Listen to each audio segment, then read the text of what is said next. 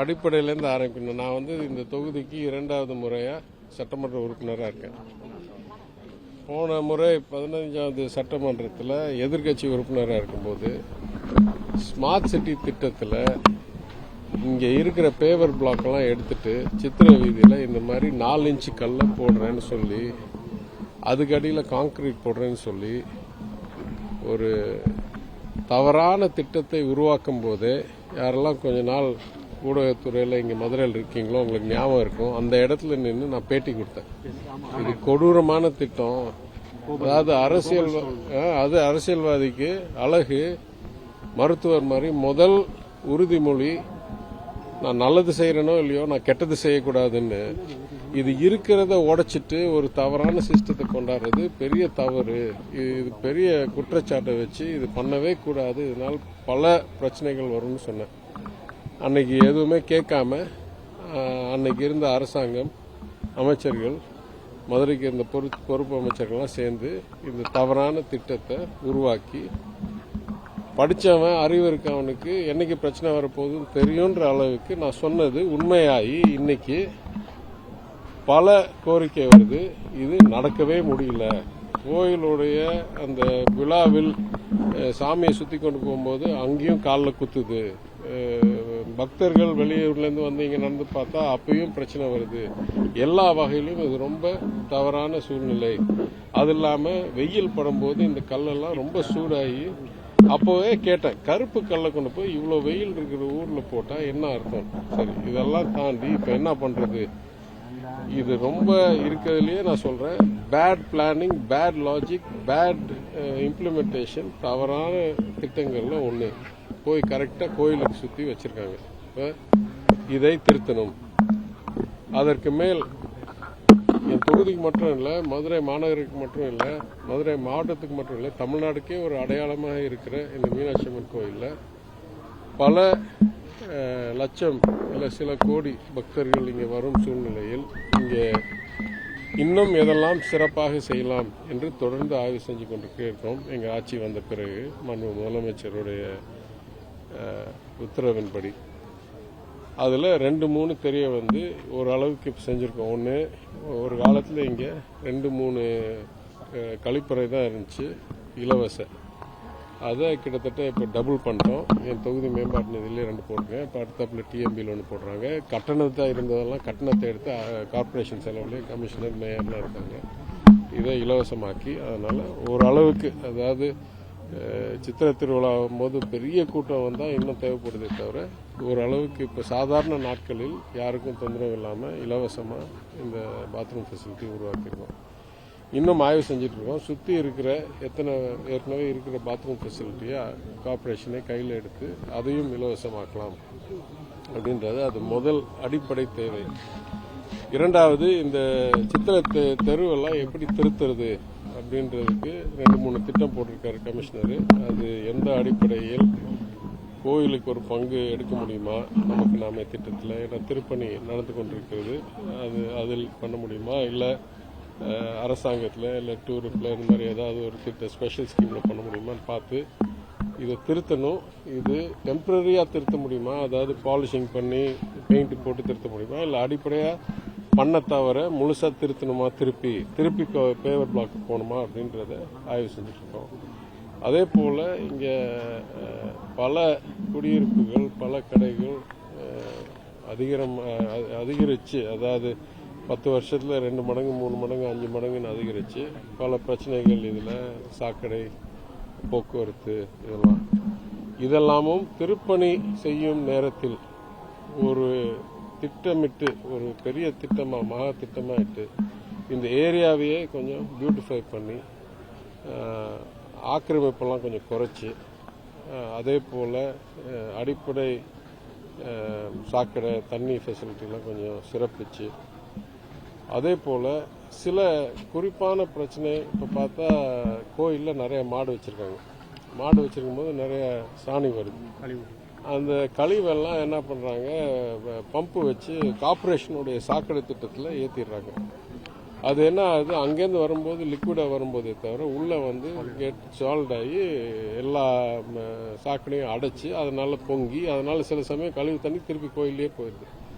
அதனால் இதெல்லாம் முற்றிலும் மாற்றுறதுக்கு கோயிலுடைய ஒத்துழைப்பு வச்சு இந்த சாணியெல்லாம் வேறு ஏதாவது ஒரு இடத்துக்கு கொண்டு போய் அங்கே இந்த கோபர் கேஸ் பிளான்ட் போட்டு அதுலேருந்து ஏதாவது கோயிலுக்கும் வருமானம் வரட்டும், கழிவும் குறையட்டும். அதனால் கார்ப்பரேஷன் இன்ஃப்ராஸ்ட்ரக்சர் யூஜிடியில் இருக்கிற டிமாண்டும் குறைஞ்சி இந்த பொங்கி வர்றதெல்லாம் நிற்கிறதுக்கு ஆய்வு செஞ்சிட்ருக்கோம்.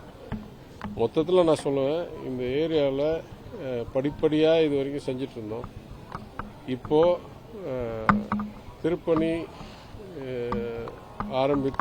பணிகள் ஆரம்பித்த சூழ்நிலையில் திருப்பணி முடியறதுக்குள்ள இதுக்கெல்லாம் ஒரு நிரந்தர ஒரு முடிவு செயல்படுத்தப்படணும் என்ற நோக்கத்துடன் இந்த திட்டங்களை கார்ப்பரேஷன் கமிஷனர் மேயரோட கலந்து இங்கே கவுன்சிலர்ஸ்லாம் இருக்காங்க வகுத்து. உதாரணத்துக்கு இந்த பார்க் எடுத்துக்க, இது அவ்வளோ அழகான பார்க்.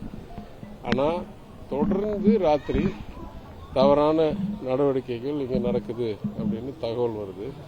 ஏன்னா இது ரொம்ப காலியாக இருக்குது, உங்களுக்கு தெரியுது, பூட்டெல்லாம் இல்லை, சில இடத்துல செவரே இல்லை, ஓப்பன் ஸ்பேஸாக இருக்குது. அதனால் இதெல்லாம் எந்த யூஸுக்கு எந்த பயனுக்கு திட்டமிட்டால் ஒரு புறம் பக்தர்களுக்கு மிகவும் பலனாக இருக்கும், இன்னொரு புறம் இந்த தவறான செயல்கள் இங்கே நடக்காமல் பார்த்துக்கிறதுக்கு பாதுகாப்பாக செக்யூரிட்டிலாம் போடுற அளவுக்கு சிஸ்டம் தீட்டலான்னு. அதனால் கமிஷனருடைய ஐடியாஸ், மேயருடைய இன்புட்ஸ் எல்லாம் சேர்த்து இதை கூடிய சீக்கிரம் ஒரு காம்ப்ரிஹென்சிவ் பிளான், அதாவது இதெல்லாம் உள்ளடக்கிய இந்த ரோட் பிரச்சனை, இந்த பார்க்கு, கழிப்பறை, சாக்கடை, மாட்டு சாணி, இதெல்லாம் உள்ளடக்கிய ஒரு இந்த பிரச்சனைக்கெல்லாம் காம்ப்ரிஹென்சிவாக ஒரு சொல்யூஷன் கண்டுபிடிச்சி அது படிப்படியாக செயல்படுத்தப்பட்டு திருப்பணி நடக்கிறதுக்கு முன் இந்த வேலையெல்லாம் சிறப்பாக முடிஞ்சிடணுன்றது இலக்கு. நம்ம கோவில் இல்லை, கோயில் யானை நான் எதிர்கட்சி எம்எல்ஏ இருக்கும்போது அது கண் பிரச்சனையாக ஆரம்பித்து அதற்கு என்னெல்லாம் பண்ண முடியும்னு உங்களுக்கு தெரியும். நம்ம உள்நாட்டில் நான் எதிர்கட்சி எம்எல்ஏ இருக்கும்போது நான் என்ன சொல்கிறது, நன்றி கூறணும். அன்றைக்கு இருந்த அரசாங்கமும் உதவி செஞ்சது. அரசு வெட்டினரி டாக்டர்லாம் அனுப்புனாங்க. எங்கள் ஆட்சி வந்த பிறகு இங்கே முதல்ல இந்தியாவிலேயே சிறந்த வெட்டினரி டாக்டர்கள் ஆசாமில் இருக்காங்க. நாங்கள் தான் நிறைய யானை இருக்குன்றது அவங்கள கூப்பிட்டு வந்து அதுக்கப்புறம் தாய்லாண்ட்லேருந்து நான் என் நண்பர் அன்னைக்கு துணை தூதராக சென்னையில் இருந்தவருடைய உதவி வச்சு ஒரு 10 பேர் ஞாபகம் இருக்கலாம் உங்களுக்கு, 10 பேர் தாய்லாண்ட்லேருந்து கூப்பிட்டு வந்து ஆய்வு செஞ்சு அப்போ என்ன சொன்னாங்க, கேட்ராக்ட் சர்ஜரிலாம் பண்ணுற அளவுக்கு வாய்ப்பு இல்லை, இது லென்ஸே ஷிஃப்ட் ஆயிடுச்சு.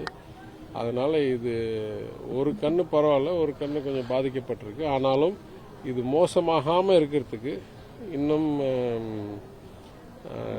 ட்ரீட்மெண்ட்லாம் கொஞ்சம் சஜஸ்ட் பண்ணாங்க. என்னை பொறுத்த வரைக்கும் அது ஓரளவுக்கு பலன் கிடைக்கிற மாதிரி தெரியுது. ஏன்னா யானை வயதுன்னு பார்த்தா இந்த யானைக்கு வெறும் 28-30 வயசு தான் ஆயிருக்கு, 28-30 நினைக்கிறேன்.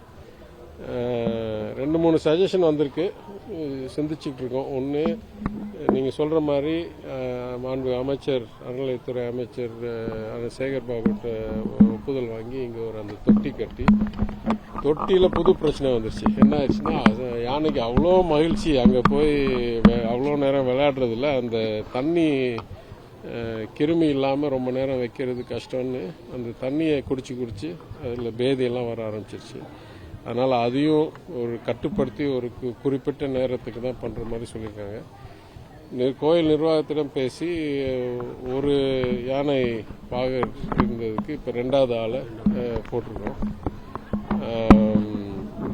சில சஜஷன்ஸ் கொடுத்துருக்காங்க. தனியாக இருக்கிறதுனால யானைக்கு கொஞ்சம் சோகமாக இருக்குது, அதனால் டொனேஷன் கொடுக்குறோம், நாங்கள் இன்னொரு யானை இல்லை 2 யானை இல்லை குட்டி கொடுக்குறோன்னு சொல்லியிருக்காங்க.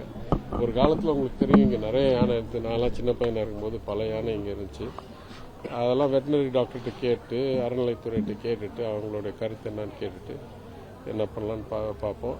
உங்களுக்கு தெரியும், நான் அடிக்கடி கோயிலுக்கு வர்றவன். ஒவ்வொரு தடவை நான் வரும்போதும் நான் யானையோடைய சூழ்நிலை எப்படி இருக்குன்னு பார்த்துட்டு கரெக்டாக வாரம் வாரம் வெட்டினரி டாக்டர் வந்துட்டு போயிட்டுருக்காங்களா என்ன பார்த்துட்ருக்கோம்.